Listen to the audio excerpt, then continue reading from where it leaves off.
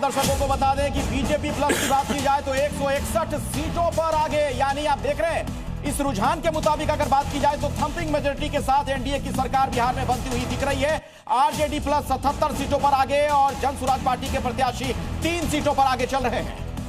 क्योंकि आपको याद होगा कि गिरिराज सिंह का यह कहना था कि 2010 में जो एनडीए को सीटें आई थी 206, वो आंकड़ा भी हम पार करेंगे। अब देखना है कि वो आंकड़ा इस बार क्या एनडीए पार करता है या नहीं करता है। फिलहाल तो 161 सीटों पर एनडीए सबसे ज्यादा बढ़त बनाए हुए 77 सीटों पर महागठबंधन है। लेकिन आपको जल्दी से आपको बता देते हैं कि कहां से कौन आगे और कहां से कौन पीछे चल रहा है।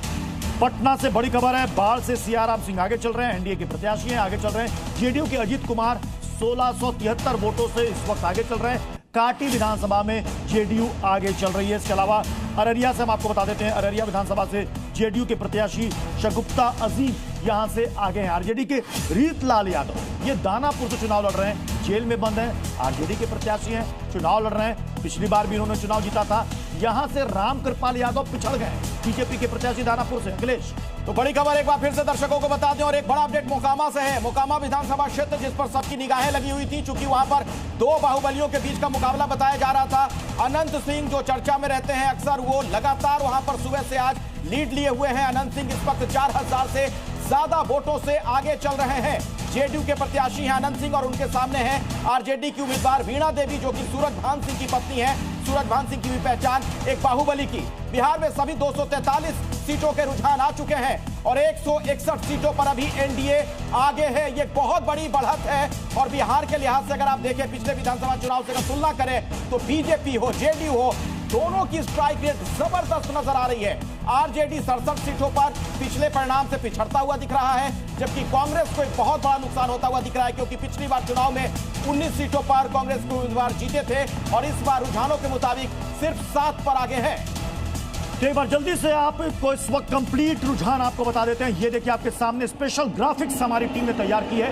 161 सीटों पर एनडीए रुझानों में आगे है, 77 सीटों पर महागठबंधन आगे है, जन सुराज पार्टी 3 से आगे हिलडुल नहीं पा रही है और अन्य के खाते में फिलहाल रुझानों में 2 सीटें जाती हुई नजर आ रही है। और इस बार कई मौसम वैज्ञानिकों की जो भविष्यवाणियां थी वो धड़ाम होती नजर आ रही है। एक बहुत बड़े मौसम वैज्ञानिक प्रशांत किशोर, उन्होंने कहा था कि इस बार लिख के ले लीजिए 25 से ज्यादा सीटें जेडीयू को नहीं आने वाली है। रुझान तो बता रहे हैं 70 सीटों पर जेडीयू इस वक्त आगे चल रही है। और आपने इंटरव्यू भी किया था प्रशांत किशोर का प्रत्युष पटना में, उस वक्त भी उन्होंने इस तरीके की बातें कही थी, लेकिन जो रुझान है उससे तो बिल्कुल कुछ भी ऐसा होता हुआ नहीं दिख रहा है। कांग्रेस के शशांक शेखर इस वक्त आगे चल रहे हैं। एक और बड़ा अपडेट आपको दे दें, लगातार अलग अलग सीटों से जो जानकारियां मिल रही है, पटना साहिब से कांग्रेस फिलहाल आगे चल रही है। कांग्रेस के शशांक शेखर वहां से लगातार बढ़त बनाए हुए हैं। पटना साहिब से एक बड़ा अपडेट, कांग्रेस के उम्मीदवार आगे चल रहे हैं और बीजेपी इस वक्त 160 सीटों पर आगे चल रही है। कांग्रेस और आरजेडी की बात की जाए तो सिर्फ 78 सीटों पर महागठबंधन के उम्मीदवार आगे हैं, यानी पिछले चुनाव से भी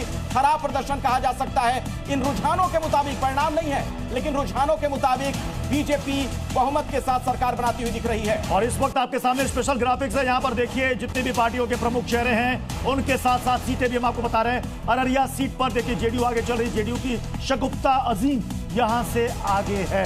अररिया सीट की ये जानकारी हम आपको दे रहे हैं। इसके अलावा जल्दी से सीतामढ़ी की भी हम बात कर लेते हैं। हाजीपुर में देखिए बीजेपी के उम्मीदवार आगे चल रहे हैं। सीतामढ़ी के रून्नी सैदपुर विधानसभा से जेडीयू प्रत्याशी पंकज मिश्रा 2300 वोटों से आगे हैं इस वक्त। और इसके अलावा आपको बता देते हैं पटना साहिब के बारे में हमने कहा, शशांक शेखर इस वक्त आगे हैं। एनडीए के प्रत्याशी रत्नेश कुमार यहां से पिछड़ गए। मुजफ्फरपुर जिले के औराई विधानसभा क्षेत्र में बीजेपी के प्रत्याशी राम निषाद 9329 वोटों से आगे चल रहे हैं। अखिलेश बिल्कुल, और वैशाली से भी अपडेट देते हैं दर्शकों को। विधानसभा क्षेत्र हाजीपुर, वहां पर जानकारी यह मिल रही है बीजेपी उम्मीदवार लाखेंद्र रोशन अभी आगे हैं, हालांकि मार्जिन बहुत कम है, सिर्फ 165 वोटों से वो आगे हैं। खबर आ रही है मुजफ्फरपुर से, वहां पर और आई जो विधानसभा क्षेत्र है वहां से मैं आपको अपडेट दे दूं, बीजेपी के प्रत्याशी हैं राम निषाद, वो एक बड़े मार्जिन के साथ आगे चल रहे हैं, लगभग 10,000 वोटों का अंतर है। सीतामढ़ी से जानकारी आ रही है, रून्नी सैदपुर विधानसभा से जेडीयू प्रत्याशी पंकज मिश्रा 2300 वोटों से आगे चल रहे हैं। 9 सीटों पर एलजेपीआर यानी कि चिराग पासवान का जो प्रदर्शन हो इस वक्त आपके सामने है। 9 सीटों पर इस बार एलजेपीआर के उम्मीदवार आगे चल रहे हैं। पिछले बार सिर्फ 1 सीट एलजेपी के खाते में गई थी, उस वक्त एनडीए का हिस्सा चिराग पासवान की ये पार्टी नहीं थी। इस बार मिलकर चुनाव लड़ा है और इस बार अभी आप देखिए प्रदर्शन के तौर पर देखें तो 9 सीटों के साथ एलजेपीआर ने यहां पर बढ़त बना ली है 80 सीटों पर। गौर कीजिएगा, 80 सीटों के साथ बीजेपी इस वक्त बिहार में सबसे बड़ी पार्टी बनती और उभरती दिख रही है। शोभना से हैं संजय कुमार।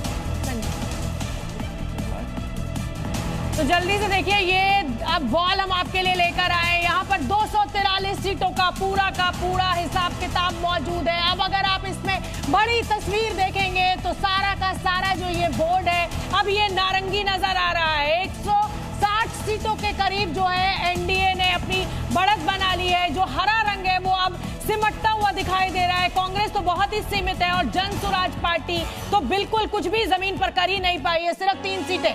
ये देखिए, अमरपुर की बात कीजिए, बांका की बात कीजिए, कटोरिया, बेलार, बाढ़, मोकामा, हरनौत, नालंदा, राजगीर, ये सब आपको नारंगी दिखाई दे रहा है। पूर्णिया, बेनीपुर, अलीनगर, यहाँ पर अलीनगर जो है वो मैथिली ठाकुर की पॉपुलैरिटी बीजेपी के लिए कहीं ना कहीं फायदेमंद साबित हुई है, या यूं कहिए कि मैथिली ठाकुर का बीजेपी से लड़ना मैथिली ठाकुर के लिए फायदेमंद हुआ है। ये पूरी की पूरी वॉल जो है अब ये आपको नारंगी रंग इसमें जो है वो बहुमत में दिखाई दे रहा है। कुल मिलाकर 243 सीटों का जो रुझान हमें मिला है उसमें 159 सीटों पर एनडीए गठबंधन ने बढ़त बना ली है, यानी यहाँ पर एनडीए सरकार बना रही है। अब एक बार फिर नीतीश कुमार या इस बार बीजेपी का मुख्यमंत्री होगा ये तो अब तय करने की बात होगी, लेकिन बीजेपी सिंगल लार्जेस्ट पार्टी बनकर भी यहाँ पर उभरी है बिहार में। और कहीं ना कहीं बिग ब्रदर की भूमिका में हमेशा जो जेडीयू रहती थी उसको बीजेपी ने पीछे छोड़ दिया है। आरजेडी जो है और जेडीयू जो है उसमें कांटे की टक्कर 69 सीटों के साथ दिखाई दे रही है।